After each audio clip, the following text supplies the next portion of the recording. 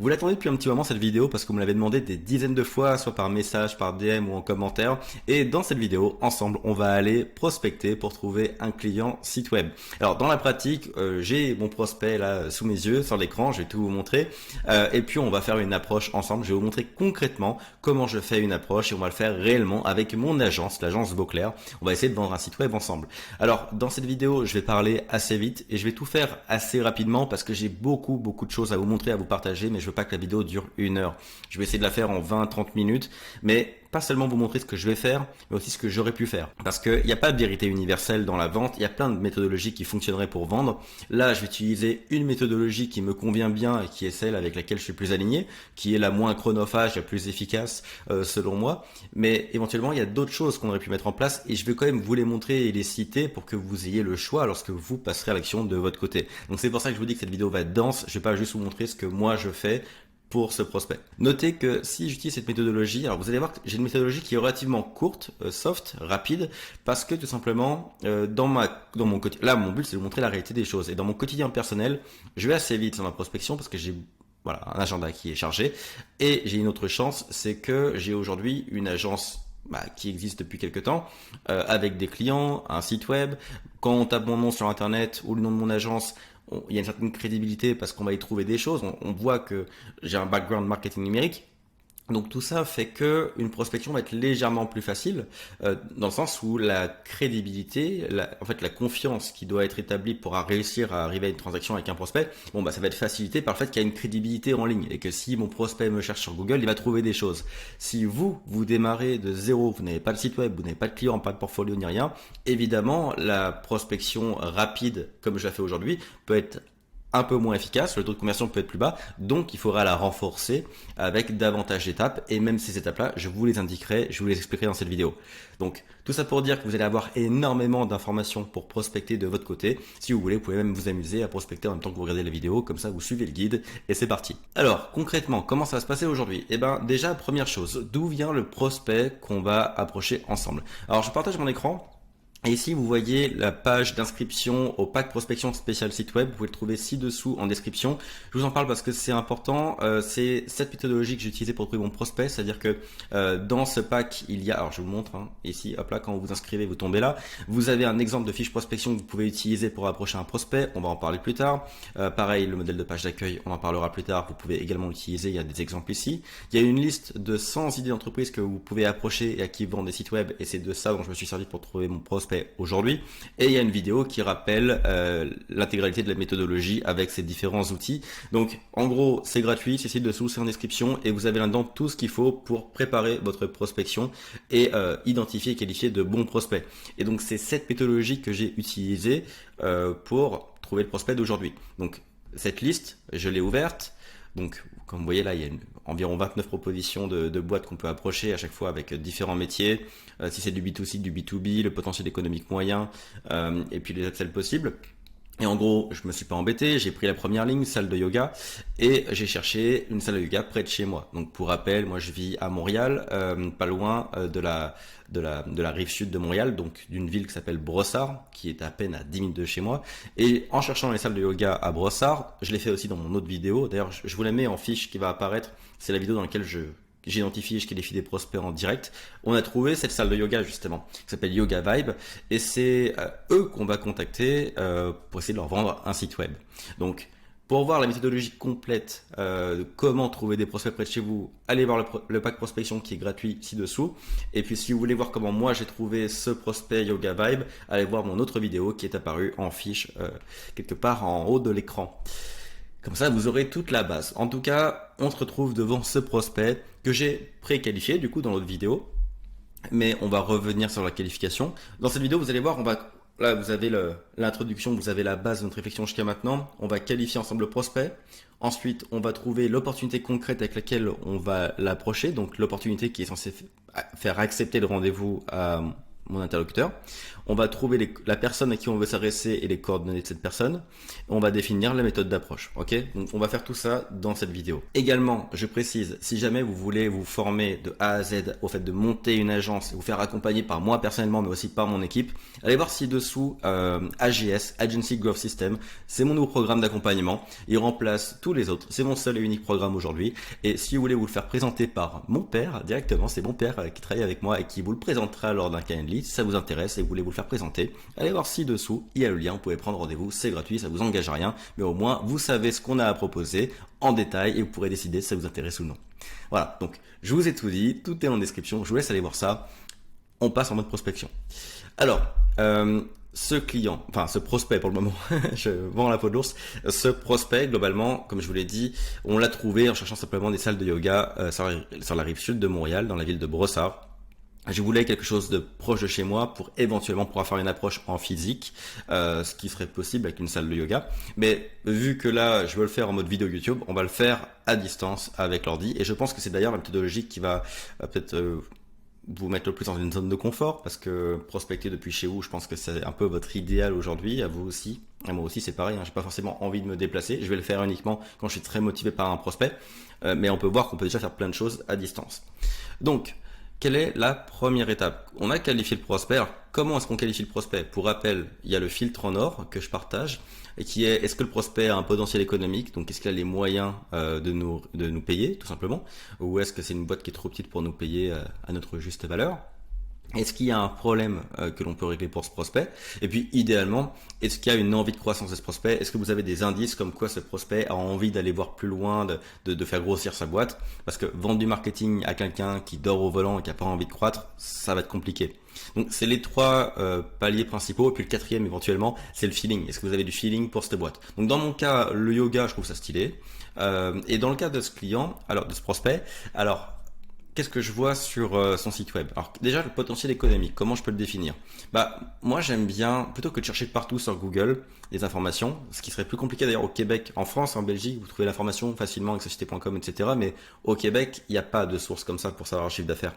Donc j'aime bien le déduire à partir de l'infrastructure du client. Ce que je veux dire par là, c'est que à partir de cette dépense, je peux supposer son chiffre d'affaires. Enfin, s'il dépense 100 000 par mois parce qu'il a 25 employés, c'est une connerie, évidemment, ça suppose qu'il gagne plus que ça. Et moi, à partir de 250 000 par an, pour un site web, je peux prospecter. Et en vrai, même en dessous, on pourrait, mais je préfère mettre un plancher, un minimum. Et donc, bah là, je vais regarder l'infrastructure de ce studio pour voir s'il y a le potentiel économique. Donc, je vais aller dans le studio et je vais commencer par les enseignants, voir combien il y a de personnes qui bossent là-dedans. Et je vais les compter et la dernière fois, on les avait comptés et on a vu qu'il y en avait énormément. Je crois qu'il y en a genre 13, 14. Enfin bref, il y en a énormément. Donc là, on voit déjà qu'il y a beaucoup de monde dans l'équipe. Il doit quand même y avoir un revenu. Alors, je dis pas que c'est des temps pleins et tous des employés. Il y a peut-être des indépendants, etc. Mais il y a quand même une activité suffisante pour faire travailler 13 personnes. L'autre point qu'on peut regarder, c'est éventuellement le studio en lui-même. Est-ce qu'il y a un lieu physique? Alors là, ce qu'on peut chercher, c'est dans les photos, voir s'il y a un lieu physique pro. Et ce qu'on voit, c'est qu'effectivement, il y a un studio, donc avec un petit salon d'accueil, et puis donc là, ça doit être l'accueil, et puis il y a une salle.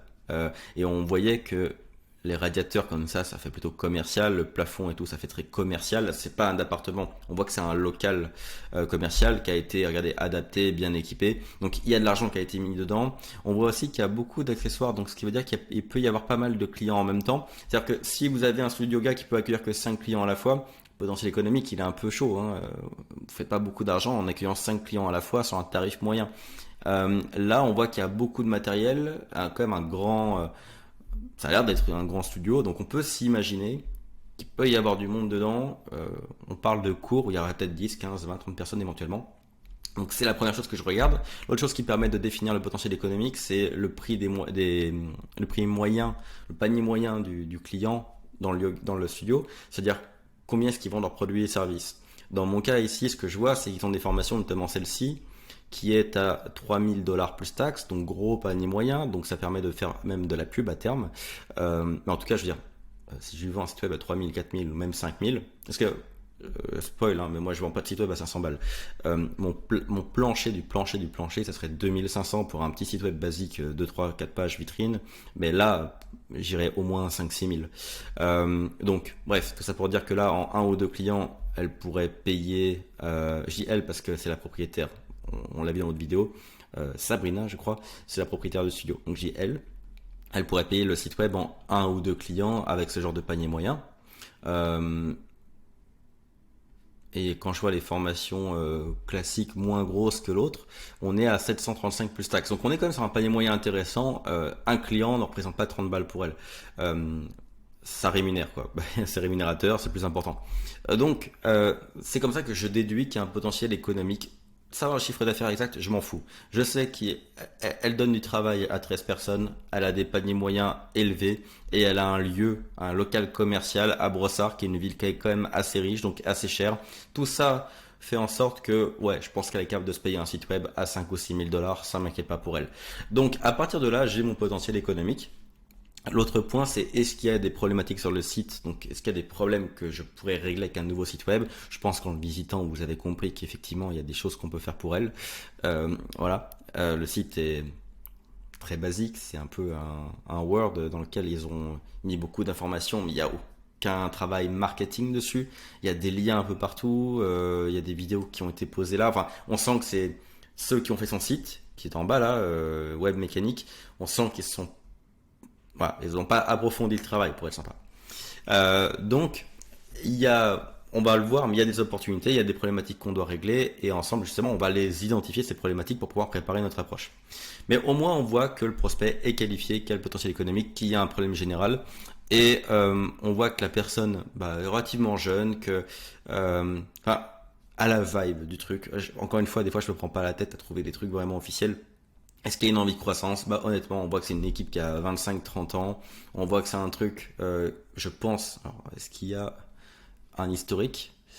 On voit que ça date de 2019. Elle explique pourquoi est-ce qu'ils ont décidé de le lancer.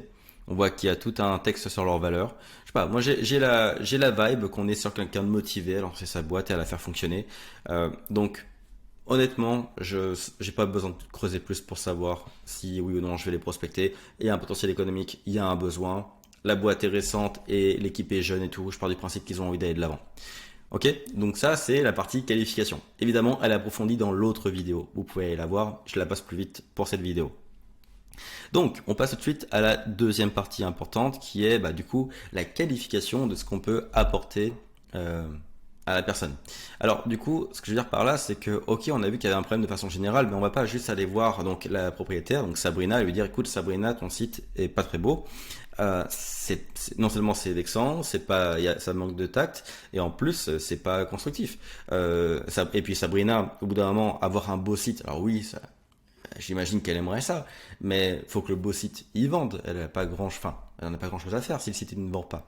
Donc, il faut amener quelque chose de concret à Sabrina. Autrement, vous n'aurez pas de rendez-vous, vous n'aurez pas de réponse. Et puis, encore une fois, la base de la base, c'est quand même de respecter son client et de lui apporter un travail de qualité. Euh, je- Moi, les prospections à l'arrache, où juste je me présente, je dis ce que je fais, puis j'essaie de voir comme un sondage un petit peu si oui ou non ça peut intéresser le prospect, je trouve ça nul. Je trouve ça nul, et c'est pas respecter son client que de faire ça. Donc là, dans son cas, à Sabrina, pour la respecter, faut faire un travail en amont de qualification de ce qu'on peut faire pour elle. Donc, on passe en revue le site web, et puis on note tout ce qui ne va pas. Là, je vais le faire oralement avec vous. Donc déjà, première page, bon, en soi, on voit qu'il y a point intéressant, il y a des belles photos qui ont été prises. Là, les photos, on voit que c'est des photos qui sont prises par eux-mêmes. C'est pas des photos libres de droit, ça fait plaisir. On voit que c'est des belles photos qui ont été prises, donc il y a une belle matière première au niveau de l'image. Par contre, en termes de marketing, on voit que c'est un écran blanc avec des photos incrustées. Il n'y a pas de hiérarchie de l'information, il n'y a pas de call to action concret. On voit qu'ils ont compris l'idée générale que le web est important, que d'avoir des témoignages est important. Mais regardez, ça, c'est des photos. Ça, c'est des textes posés là. Je veux dire, avoir ne serait-ce qu'une intégration des avis Google en dynamique qui permet d'avoir des avis 5 étoiles qui apparaissent avec le vrai outil de Google, je veux dire, ça aurait déjà plus de gueule. Ça serait plus crédible aussi. Vous voyez, globalement, on voit qu'il y a une compréhension générale de ce qu'il faut sur un site web, mais le minimum de chaque élément a été mis là. Je sais pas comment le dire, c'est pas très pro ce que je dis là, pas très précis, mais Vous voyez l'idée, il n'y a pas eu un travail de profondeur. Donc là déjà, enfin, il y a un problème d'intégration de l'idée, quoi. Donc il manque, selon moi, donc tout un aspect esthétique avec moi, en haut déjà, il faudrait qu'il y ait un bouton réservation, il faudrait qu'il y ait le numéro de téléphone écrit en gros ou l'email, peu importe, et surtout un bouton de réservation, comme c'est la base. Il faudrait que, enfin, déjà que ce soit mieux intégré et plus beau de façon générale pour représenter l'image de marque, parce qu'on sent qu'il y a une volonté de, on a vu aussi dans les photos du studio, hein, il y a une volonté de bien faire, de faire quelque chose de beau, et c'est dommage parce que ça se transmet pas dans leur site web. Donc moi j'aimerais qu'on reconnaisse le côté chaleureux, bien-être, etc. du studio, comme ils l'ont travaillé, parce qu'on voit que ça a été bien fait. Il faudrait que ça se ressente sur le site web. Donc il y a tout un travail d'esthétique, bien évidemment. Et puis par exemple, vous voyez, là il y a des call to action sur différents produits. Il y a les visites one shot, et il y a les abonnements, puis il y a les formations dont on a parlé tout à l'heure avec des gros paniers moyens. Bon, tout ça, ça devrait être mis tout en haut pour que quand on arrive directement, bon, on puisse choisir ce qui nous intéresse et aller directement à la section qui nous intéresse réellement. Donc et puis ça, bah, simplement mieux intégré, mis en avant de façon à ce qu'on le voit aussi directement en arrivant. Donc si en arrivant déjà je pouvais avoir les différents produits et services pour la redirection, les avis pour me mettre en confiance et des boutons de réservation pour des meilleurs call to action, déjà là on aurait un gros pas en avant. Donc ça c'est l'optimisation de la première page. Après on visite le site, je prends la première page, les cours et horaires, je vois qu'ici ça c'est une photo. Quand je fais clic droit, c'est une photo. Ce qui veut dire que même, je pense à eux, le client même de son côté, bah, c'est chiant parce que là, elle doit modifier la photo et la réimporter à chaque fois qu'elle modifie un horaire. C'est terrible. Enfin, je pense que pour son quotidien, ça doit être assez terrible. Et regardez, la preuve, c'est qu'il y a des modifications ici, et du coup, elle doit les mettre en NB, en format texte, en dessous de l'image. Enfin, pour son quotidien de chef d'entreprise, c'est chiant. Je pense qu'elle aurait envie d'un outil plus agréable, plus dynamique. Donc par exemple ici mettre un agenda intégré ou peut-être même les clients peuvent venir et cliquer dessus, que ça s'ajoute à leur agenda, Apple, Google, peu importe. Enfin, ça pourrait être stylé. Ici, on voit également qu'elle a un lien vers Mindbody, donc qui est son outil de réservation en ligne. Ça, j'ai rien à dire parce que c'est un outil qui est très utilisé, c'est clean, c'est beau, c'est efficace. Pourquoi pas J'aurais rien à dire sur l'outil de réservation qui est utilisé. Par contre, lui, Mindbody, je sais qu'on peut l'intégrer. Donc, c'est-à-dire que ce qu'on voit ici, enfin les calendriers, ça peut avoir une bonne gueule et être intégré directement au site web. Donc ça, c'est un premier exemple. Ensuite, les tarifs. Alors, bon, ça pourrait être mieux présenté avec peut-être un tableau avec les différentes formules et puis les prix. Descriptif des cours. Pourquoi ne pas en faire des vidéos? On voit qu'ils sont à l'aise avec l'image, c'est quelque chose de très visuel. Pourquoi est-ce qu'on n'imaginerait pas, vu qu'on est sur pourquoi pas une vidéo de présentation du studio? Alors là, je sais que je fais un peu loin, ça peut être un upsell, mais vous voyez l'idée. Il faut vendre aussi une vision au client. Mais moi, je serais à sa place. Peut-être que j'investirais 1000 balles de plus, un petit upsell à 1000 dollars ou 1000 euros pour faire une vidéo où je présente les différents types de cours avec l'intérêt de chacun et en même temps des plans de coupe du studio pour voir à quoi ça ressemble, voir aussi des images d'un cours. Moi, en tant que client, par exemple, moi j'ai jamais fait de yoga. Mon père adore le yoga et il est en train de passer son professorat de yoga pour le week-end, donner des cours, etc. Donc j'en entends souvent parler. Et moi, j'y connais rien. J'ai même pas fait une seule session de yoga pour le moment.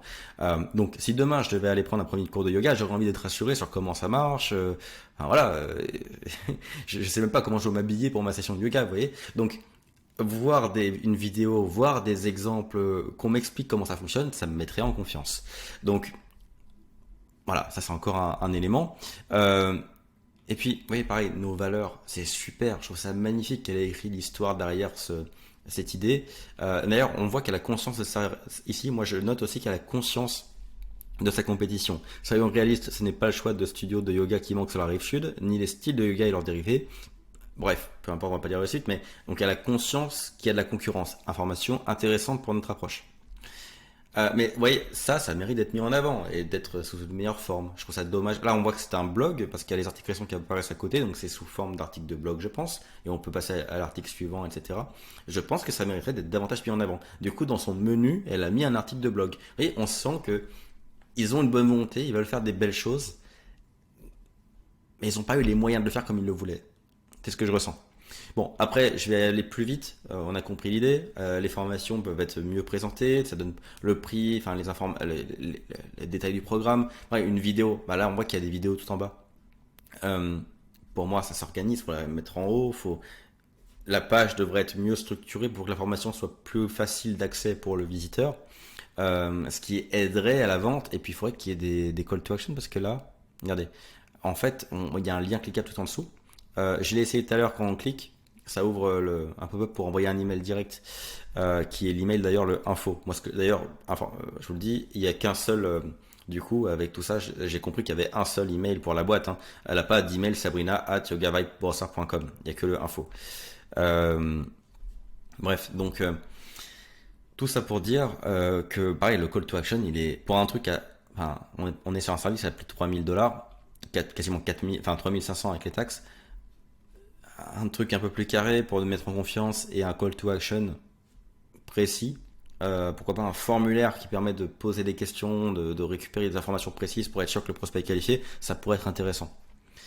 Et puis dans l'atelier événement, alors encore une fois, on va tomber, voilà, donc elle modifie, là on voit qu'il y a des dates avec des éléments précis, on voit qu'elle modifie à chaque fois les éléments qui apparaissent. Euh, Pareil, ça doit être chronophage, ça doit pas être facile à gérer, elle doit le faire souvent. Et puis là on est le 7 mai, il y a encore des trucs de mois d'avril, bah c'est normal, enfin, et puis je pense que si on descend, ouais, ça remonte à loin.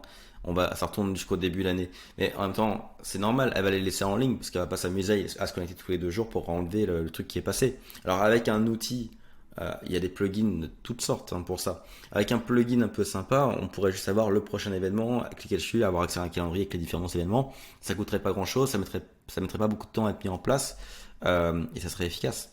L'autre point que j'ai repéré aussi, c'est que j'ai vu à des moments, je sais plus où exactement, mais j'ai vu des informations sur les trucs qui sont passés, genre 2023. Euh, Encore une fois, c'est parce que je pense que c'est pas facile pour eux de le mettre à jour. Je pense qu'il y a vraiment un besoin, que ce soit plus facile pour elles de le gérer, ce truc-là. Donc, on va s'arrêter là. Vous avez compris qu'en fait, on pourrait relever une vingtaine de points. Je vais utiliser ces premiers qu'on a dit pour ma prospection. Euh, Vous allez comprendre dans ma méthodologie que j'ai besoin de connaître les différents axes d'amélioration. Donc moi, ce que je vous conseille de faire, c'est de faire ce travail-là, mais de prendre votre temps, de prendre peut-être 20 minutes pour le faire et de noter tous les points que vous relevez. Et faites une liste de 25 points problématiques et à chaque fois, relevez pas juste le problème, genre la page est pas belle. Expliquez ce que ça cause comme problème. La page n'est pas lisible, n'est pas bien structurée, ce qui fait que ça coupe la lecture, donc les gens n'arrivent jamais jusqu'au call to action, qui fait que les gens n'appellent pas, ne réservent pas, donc vous perdez des clients. Et on prend le problème de base et on le connecte à une finalité négative, qui empêche, par exemple le studio de yoga, d'avoir des clients. Il faut vraiment expliquer les choses, hein. Faut pas partir du principe que le client va comprendre juste parce que vous dites la page est structurée que le client va comprendre qu'il perd des clients. C'est pas évident pour lui, il est pas marketeur, il est prof de yoga. Donc chacun son métier. Donc faciliter à votre client sa compréhension et vulgariser la problématique. Donc vous notez, prenez 20 minutes, une demi-heure et vous notez tous les axes d'amélioration. Est-ce que ça pourrait causer comme bienfait à votre client, votre prospect, s'il mettait en place vos solutions. Ok. Et ça, on va s'en servir lors de l'approche. Bon, une fois qu'on a relevé tous ces points-là, l'autre point important, c'est trouver les coordonnées. À qui je veux m'adresser, qui est le décideur en interne et comment je peux contacter cette personne. Alors, dans notre cas, c'est relativement simple ici. On sait déjà très vite que bon, les 2 copropriétaires, enfin les 3 copropriétaires, du coup, c'est Victor, Caroline et Sabrina. Moi, j'ai une tendance à penser que la personne qui j'ai envie de parler, c'est la première personne que je vois. Il y a 3 copropriétaires, mais elle s'est mis pas mal plus en avant. Je l'ai vu passer dans pas mal de photos. Alors, je pense qu'ils sont 3 copropriétaires, mais peut-être que c'est elle la plus dynamique, j'imagine. J'en sais rien, hein, j'en sais rien. Mais là, lui, ça doit être Victor, puis elle, ça doit être les 2 autres cofondatrices. Bon, dans tous les cas, Sabrina est la première de la liste, donc je vais pas aller plus loin. Je considère que c'était une bonne personne à qui parler. Elle décide, elle est copropriétaire, donc au minimum, elle pourra aller voir les 2 autres s'il y a un besoin, mais au minimum, je sais que je peux la contacter elle si je m'adresse au studio. Mon principal problème ici, c'est que le seul email, c'est ce mail info. Ce qui est logique dans une boîte comme ça, parce qu'ils n'ont pas forcément 50 besoins, un seul mail pourrait leur suffire au quotidien. Euh, Mon problème, c'est que moi j'ai tendance à dire que quand vous envoyez un mail à une boîte info comme ça, vous l'envoyez à la poubelle.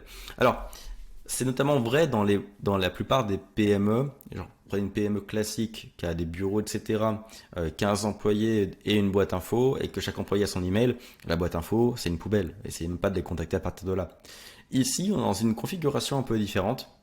même si je déteste l'idée de la boîte info, là je sais, enfin, c'est évident, les trois copropriétaires y ont accès et voient les mails passer. Et à mon avis, enfin, c'est là que leurs clients, alors ça c'est un point intéressant, c'est là que leurs clients leur écrivent.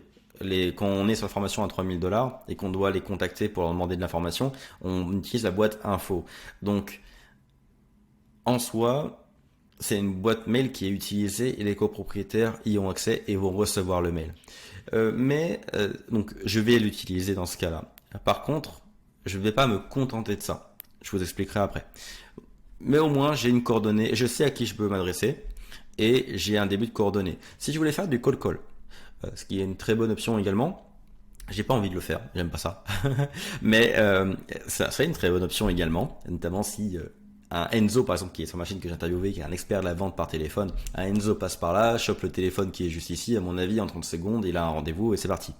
Dans mon programme AGS, donc Agency Growth System, j'en ai beaucoup qui font des cold calls et qui ont de très bons résultats. Donc c'est une possibilité, vous pourriez très bien appeler, oui bonjour, j'aimerais parler à Sabrina s'il vous plaît, et directement vous parlez à Sabrina. Et puis si elle dit bah c'est moi-même, vous enchaînez directement sur votre speech.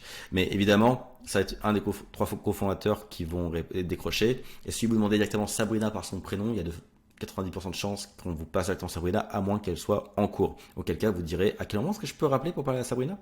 Et là, au moins ça. Voilà. Donc, téléphone, ça marcherait. Le physique, l'approche physique marcherait aussi. Donc, notamment en utilisant la fameuse méthodologie des plaquettes. Alors, pour rappel, allez dans le pack prospection. Ici, vous avez un exemple de fiche prospection. Je l'ouvre. Vous avez juste à cliquer sur les liens et ça les ouvre. Vous voyez, une plaquette comme ça, vous pouvez éventuellement la remplir avec tous les axes d'amélioration que vous avez relevés précédemment. Vous pouvez l'imprimer, plastifier ça pour 30 centimes à Bureau Vallée, où vous voulez, et en faire un objet sympa que vous pouvez amener physiquement au studio de yoga. Vous arrivez, bonjour, est-ce que Sabrina est là? Non. Est-ce que Victor est là? Non. Voilà, vous pouvez demander la personne qui vous voulez vous adresser, un des trois cofondateurs, et remettre en main propre la plaquette en disant voilà, je vous ai préparé ça, j'aimerais vous présenter un peu le détail de tout ça lors d'un rendez-vous, et vous chopez votre rendez-vous comme ça. Donc le téléphone est possible, l'approche physique est possible, avec la plaquette. Parenthèse, mais quand je vous disais que il y a des choses que vous pouvez faire pour alourdir votre prospection si vous manquez de crédibilité sur votre site web, portfolio, etc. Je parle notamment de ça. Si aujourd'hui vous manquez peut-être de crédibilité ou de notoriété, peu importe, et ben vous pouvez compenser en alourdissant la crédibilité de votre approche. Et donc au lieu de faire un simple mail et message, on va en parler après, comme moi je vais le faire aujourd'hui, vous pouvez aussi préparer un audit comme ça sur une fiche officielle et pourquoi pas même faire l'autre méthodologie qui est un exemple de page d'accueil pour donner envie à la personne. Là typiquement son site. Le site de Sabrina n'est pas à l'image de son image de marque, enfin, non, n'est pas représentatif de son image de marque, et on pourrait lui faire un beau site web, une belle première page, pour lui montrer à quoi ça pourrait ressembler si elle avait un site web à son image de marque. Et là, vous pouvez, ça par exemple, c'est ce qu'on avait fait pour un de nos clients, vous pouvez lui envoyer un exemple comme ça, un PDF, un JPEG, dans lequel vous avez un exemple de première page que ça pourrait être pour elle, avec son logo à elle, son menu à elle, etc. Donc ça, c'est des choses que vous pouvez, voilà, dans la même approche que je fais là aujourd'hui, vous pourriez juste joindre cette plaquette et un exemple. Tout ça va vous prendre 1 heure ou 2, mais je peux vous dire que cette prospection-là, personne ne l'ignore, hein. Le rendez-vous, vous l'avez, c'est sûr et certain. Ça viendrait contrebalancer éventuellement un manque de portfolio, de présence web de votre côté. Donc, encore une fois, tout ça, si vous voulez approfondir, allez voir dans le pack prospection, et cette vidéo explique tout sur comment utiliser ces différents éléments. Donc vous pourrez creuser. Donc c'est cette fameuse méthodologie dont je vous parlais tout à l'heure, qui peut être plus lourde, plus longue à mettre en place, mais qui peut vous permettre d'avoir des résultats, enfin qui peut vous permettre d'augmenter votre taux de conversion, même si vous n'avez pas de site web, de clients, etc. Voilà, donc dans notre cas aujourd'hui, je vais y aller plus direct. Je vais simplement utiliser donc le nom de Sabrina, l'email, le info. Et mon problème, c'est que j'aime pas envoyer un mail dans une boîte info et laisser le hasard faire les choses. Donc, je vais compléter ça avec un message direct à Sabrina par une plateforme personnelle. C'est-à-dire que là, je vais utiliser son email professionnel pour lui envoyer les informations. Ok. Mais je vais m'assurer qu'elle le lise et qu'elle le reçoive en lui envoyant aussi un message sur une plateforme personnelle. Et donc, pour ça, généralement, il y a deux possibilités. Je vous donne un exemple qui est peu probable dans ce cas-là. C'est LinkedIn. J'ai trouvé Sabrina Leblanc sur LinkedIn. J'imagine qu'elle doit pas être très active, que LinkedIn doit pas être très utile au quotidien. D'ailleurs, je l'ai enregistré là, comme vous voyez, dans le Sales Navigator, qui est un outil supplémentaire à LinkedIn. Bref, ce sera l'objet de notre vidéo éventuellement. Mais ce que je vois ici, c'est qu'elle m'a pas l'air très active sur LinkedIn, ce qui peut être logique vu son activité. LinkedIn n'est pas stratégique dans son activité. Par contre, ce que je remarque, donc voilà, si elle était active sur LinkedIn, je pourrais me dire, je vais la contacter par LinkedIn. Là, elle n'est pas active par LinkedIn, donc je vais pas me dire que je vais la contacter par LinkedIn. Par contre, je vois qu'on a 39 relations en commun. Donc, ce que je peux faire, c'est, donc, ce que j'ai fait, c'est que je les ai ouvertes et, et je vais simplement aller voir dedans s'il y a quelqu'un que je connais bien, bien au point de lui demander une approche. Parce que, bon, là, je vous spoil, j'ai trouvé personne que je connais vraiment, vraiment bien. Mais imaginons que, je sais pas, Stéphanie. Stéphanie, je la connais bien, c'est une bonne amie. Je pourrais contacter Stéphanie et lui dire, écoute Stéphanie, j'aimerais parler à Sabrina de Yoga Vibe pour lui proposer un site web. Il y a pas mal de choses qu'on peut faire pour elle qui pourraient lui ramener pas mal de résultats et des clients en plus. Est-ce que tu as ses coordonnées ou est-ce que tu peux me mettre en contact pour que je lui parle? Et là, la prise de rendez-vous, elle est obligatoire parce que quand on passe par le réseau, on est vraiment dans une zone de confort et un cercle de confiance qui fait que le résultat est obligatoire. Bref, donc je vais quand même au cas où regarder les amis en commun, voir, enfin les amis en commun, les relations en commun, voir au cas où s'il n'y a pas quelqu'un que je peux utiliser comme intermédiaire. Dans notre cas ici, ce n'est pas le cas et en plus elle n'est pas active sur LinkedIn, donc LinkedIn je mets ici entre parenthèses. Pour ce client-là, ça ne passe pas. Donc, quelle est l'autre possibilité? Eh ben moi ce que j'aime bien c'est Instagram. On est dans un monde de yoga, donc Sabrina a l'air d'avoir 30 ans, elle est sur un monde de yoga qui est souvent très présent sur les réseaux sociaux. Donc, je vais utiliser Instagram. Donc là, je regarde en bas parce que je suis sur mon téléphone. Je vais aller donc, sur Instagram, trouver Sabrina. J'ai tapé Sabrina Leblanc Yoga et je tombais sur son compte, sur son profil perso. J'ai aussi vu passer Yoga Vibe, donc je l'ai ouvert lui d'ailleurs. Il y a évidemment un Instagram Yoga Vibe, mais encore une fois, je vais pas lui écrire là parce que là, il est peut-être géré par une autre personne de son équipe ou par plusieurs personnes. C'est encore quelque chose de professionnel. Et j'ai déjà envoyé mon mail par un canal professionnel, donc je vais éviter de passer par le Instagram professionnel. Je vais passer par un canal personnel. Et donc j'ai pris son Instagram personnel. Et donc là, on peut envoyer un message. Alors déjà, je peux m'abonner, suivre. Elle a que 922 abonnés, donc on voit que c'est pas un truc qui est utilisé d'un point de vue pro, en tout cas pas à grande échelle. Donc déjà, il y a de fortes chances que si je m'abonne, elle accepte mon abonnement. Mais en plus, elle est publique, donc c'est pas de problème. Mais je peux lui écrire directement par Instagram. Et donc, ce que je vais faire, maintenant je vous dévoile la stratégie, c'est que je vais lui envoyer un mail complet, pro, tourné vraiment pro, dans lequel je la vous vois et je lui propose des améliorations et je lui donne les améliorations et je lui propose un rendez-vous. Et à côté, on va lui envoyer un message plus perso, plus chill, sympa, avec des emojis et où je la tutoie par Instagram. Et un message court, pas un copier-coller, mais un message court pour lui dire je t'ai envoyé quelque chose sur l'adresse info@ machin, etc. D'ailleurs, si c'est pas le bon, donne-moi l'autre email auquel tu veux que je l'envoie. Ça va être ça ma stratégie. Et vous allez voir que moi je pense qu'on va avoir un retour. Donc, on va y aller. Et donc, je vais vous partager. Donc, j'ai rédigé le mail en 3 minutes. Donc, il y a peut-être des petites erreurs dedans, etc. Mais j'ai rédigé un premier mail qu'on va pouvoir envoyer directement aux infos qu'on a relevées ensemble. Alors, probablement que je vais passer là, ce que je vais faire, c'est que je vais, après avoir tourné la vidéo, je vais peut-être y passer encore 10, 20, 30 minutes pour l'approfondir, mieux le rédiger, etc. Là, je l'ai rédigé one shot avant de tourner. Et vous allez voir, c'est signé Johan. Je vous explique pourquoi après. Alors, je lui explique bonjour Sabrina. Alors, je lui dis bonjour Sabrina, j'espère que vous allez bien. Donc, je la vous vois. Je commence toujours par un storytelling qui vient réchauffer l'ambiance et faire en sorte qu'on ne m'envoie pas bouler. J'ai visité aujourd'hui votre site web car je recherche actuellement un studio yoga près de chez moi. Je vis à l'île des Sœurs, c'est là où je vis, près de Montréal. Et Brossard, c'est à côté de l'île des Sœurs. Donc elle va comprendre la ref, elle va comprendre que c'est à côté. Mon beau-père passe, moi c'est mon père en réalité, mais là je parle au nom de Johan, vous allez comprendre après, donc je dis mon beau-père. Mon beau-père passe son professorat de yoga à Shawinigan en ce moment, c'est vrai, et je cherche un studio où m'entraîner pour lui faire une surprise et être présent lorsqu'il aura son premier cours. Ça c'est moins vrai. Mais en tout cas, ça peut être une bonne idée, et je suis grave chaud de le faire. Enfin, là je dis ça, Je l'avais pas imaginé ou prévu avant de rédiger ce mail, mais il est important de créer un storytelling qui vient réchauffer le truc. J'y vais pas froid, corpo. Je vais raconter tout ça et éventuellement je serais ravi de dépenser 100 balles ou 200 balles chez elle pour prendre des cours de yoga. Bien sûr, c'est quelque chose que j'utiliserais autre chose si j'avais une autre approche à faire qu'un autre type de boîte, mais c'est là aussi où vous devez comprendre que il est important de savoir être flexible et que le business c'est ça, c'est de s'adapter à la situation. Là, je parle d'un studio de yoga, forcément, on va parler de yoga et je vais pouvoir éventuellement participer. Si demain c'était un restaurant, évidemment que je dirais que je vais manger sur place. Si c'est un hôtel, je vais dormir sur place. Si c'est une boîte corpo, eh ben, je vais peut-être pas acheter un avion, un truc comme ça, si c'est une boîte qui fabrique des pièces d'avion.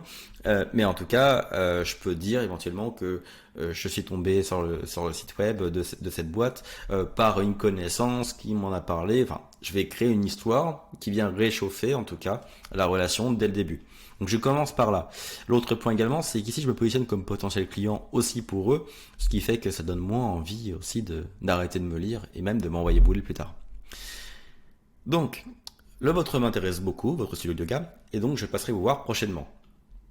Je clôture ici l'introduction.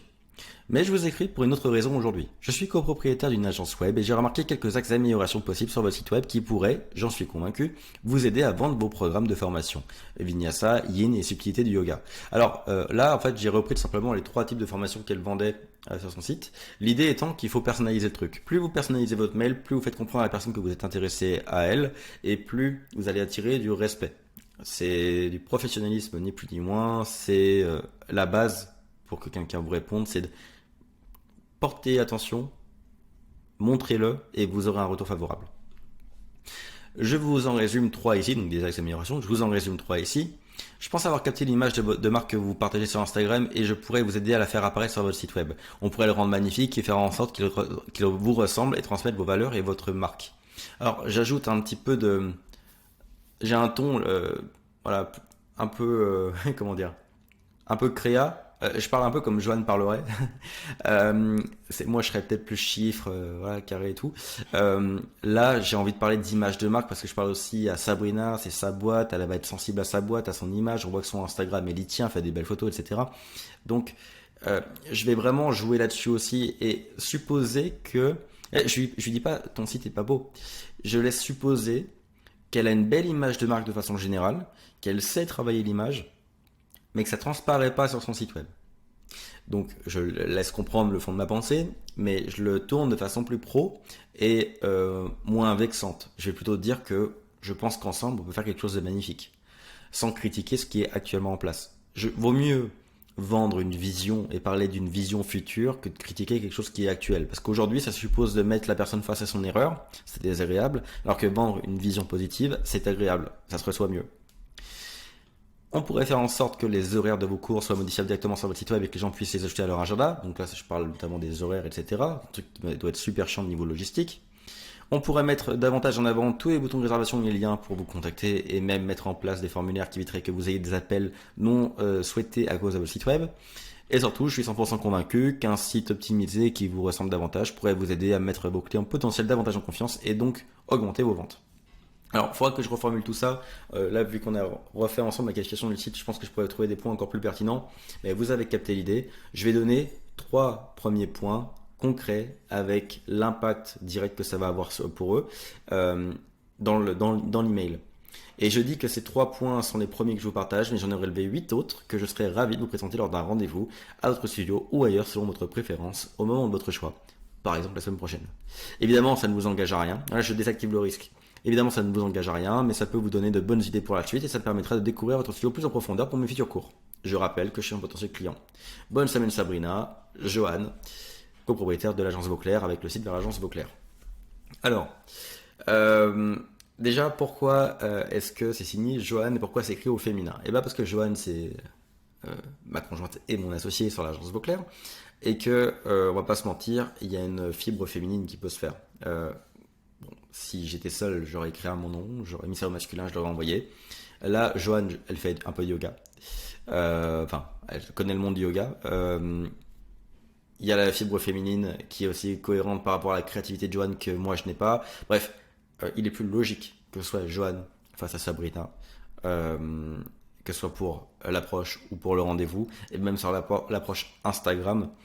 un message reçu de Johan avec son profil qui est 100% Vauclair va être plus cohérent qu'un message de mon Instagram, parce que mon Instagram il est plutôt orienté Henley Academy. Donc c'est pour ces raisons-là que personnellement je fais très peu d'approches avec mon propre Instagram et mon propre LinkedIn, parce que vous comprenez bien que mon image aujourd'hui est plutôt Henley Academy. Alors si on me cherche, il n'y a pas de problème, je reste crédible, mais pour mon agence, mais en soi pour faire une prospection à froid en direct comme ça, utiliser le Instagram de Joe passe un peu mieux. Et le mail, je mets information pour Sabrina dans l'objet pour bien cibler mon truc. Comme ça, les gens voient que c'est un message qui est personnalisé. Donc, ce mail, je vais l'envoyer au info. Je vais le retravailler un peu, mais globalement, ça va être ça à la base. Et je vais l'envoyer au info. Et avec le Instagram de Joanne, je vais envoyer un message tout simple avec des emojis chaleureux. Enfin, c'est Joanne qui va l'envoyer du coup. Mais un truc qui va dire: salut Sabrina, j'espère que tu vas bien. J'ai vu ton studio de yoga sur internet et je me suis permis de t'envoyer un petit mail à ce sujet avec une mention concernant ton site web. Bref, je te laisse voir tout ça. J'ai envoyé ça à info@yogavibe.com. Dis-moi si c'est la bonne adresse à utiliser ou si tu veux que je te l'envoie ailleurs. En tout cas, j'adore ce que vous partagez et j'ai hâte de découvrir ton studio. À très bientôt, Johan. Un message très simple. Je donne pas trop d'informations. Ça va pousser Sabrina à aller voir ses mails. Et ça suppose que Joanne est peut-être une future cliente, et comme elle la connaît pas, ça suppose que Joanne est potentiellement cliente ou pas, on sait pas, mais vu qu'elle la connaît pas, elle va comprendre que c'est une potentielle future cliente. Bref, donc avec ce message Instagram, on est sur un delivery, à mon avis, qui a 90% de chances que la personne, que Sabrina le voit dans les 24 heures, plus le mail qui va l'attendre dans la boîte info. Je pense pas qu'il y ait un monde où on n'atteigne pas Sabrina dans ce contexte-là. J'enverrai pas le mail tout seul, j'enverrai pas le message Instagram tout seul, mais les deux ensemble, à mon avis, on est sur un reach à peu près garanti. Et vu la construction du truc, la qualification et le côté chaleureux du truc, on est sur à mon avis, 70 à 80% de chances de taux de retour. Alors, est-ce que le retour sera positif ou négatif? Est-ce qu'elle va m'accorder le rendez-vous? J'en sais rien. Enfin, Johan plutôt. D'ailleurs, maintenant, il va falloir que j'annonce à Johan qu'elle aura potentiellement un rendez-vous à faire pour un site web. Sachant qu'on ne vend pas de site web avec Vauclair, donc on va devoir le traiter. Ça va être une conversation difficile. Mais tout ça pour vous dire que je pense qu'il y a une forte probabilité de taux de retour, positif ou négatif. Et si c'est positif, eh ben, il y aura tout simplement un rendez-vous à prévoir avec Sabrina et potentiellement un site web vendu à la clé. Voilà. Donc la vidéo est plus longue que ce que j'aurais voulu, mais au moins je vous donnais un max d'informations, même si je suis allé relativement vite. J'espère que c'est maintenant assez concret pour vous. Je fais partir ce mail, je vais voir les retours. Si c'est un petit retour négatif, eh ben, je partagerai juste en story Instagram. Donc suivez-moi sur Instagram, le lien est en description également. Suivez-moi sur Instagram si vous voulez, si c'est un retour rapide, je vais pas faire une vidéo pour dire elle m'a dit non et ciao. Donc suivez-moi sur Instagram, je ferai une story. Si elle dit oui et que ça va plus loin, je lui expliquerai aussi la démarche, parce que j'ai aucune raison de faire ça dans son dos. Je lui expliquerai aussi la démarche, notre activité parallèle, etc. Et du coup, si elle est ok, peut-être même partager, je sais pas moi, des rendez-vous. On va voir. Pour le moment, déjà, elle n'a pas répondu. Ça sera la première victoire. On verra après pour la suite. Bref, dites-moi ce que vous en pensez en commentaire. Dites-moi si vous avez aimé ce genre de vidéo très concrète. Et voilà, dites-moi si ça vous plaît. Si vous avez des questions concernant cette méthodologie, dites-le moi en commentaire. Allez voir le pack prospection ci-dessous, c'est une bonne base pour trouver vos prospects, les identifier, les qualifier. Et également, je parle de l'approche dedans, donc foncez voir, vous avez tout ce qu'il vous faut pour faire la même chose que moi et aller prospecter des entreprises qui vendent des sites web. Également, si vous voulez par contre un accompagnement approfondi sur 4 mois avec un suivi individuel, des coachings avec moi personnellement, etc. Et là, c'est Agency Growth System que je vous conseille, qui est ci-dessous également en description si vous voulez un call gratuit sans engagement avec mon père pour qu'il vous présente un peu AGS et comment ça fonctionne. Et puis sur ça, je vous dis à très bientôt pour une prochaine vidéo.